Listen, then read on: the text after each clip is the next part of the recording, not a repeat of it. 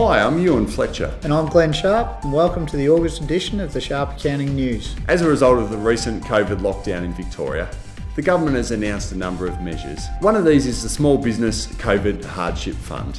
Now, this will only apply to a limited amount of businesses. However, if your business has experienced at least a 70% decline in your turnover, this may apply to you. The Victorian State Government has just released the $250 million Jobs Victoria Fund.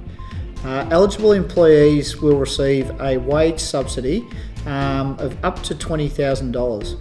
Details are still being released, so if you'd like more detail, get in contact. The rent relief measures that existed during the last 15 months of COVID lockdowns have been brought back in again due to lockdown number 5.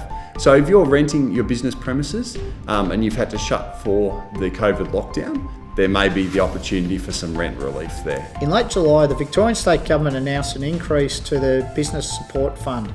If you happen to miss out on the first round of applications, which ended on the 24th of June, they've reopened and allowed an extension of time for you to put in your applications. The state government also announced a $156 million business continuity fund for those businesses most affected by the lockdowns and by the easing of restrictions with capacity limits. So businesses like gyms, restaurants, cafes and the like.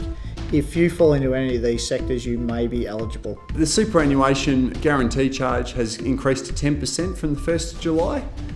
And also, the limit of the tax deductible amount of superannuation per year is now $27,500, up from $25,000. This may be relevant if your salary is sacrificing into super up to the maximum level. You can now put an extra $2,500 in.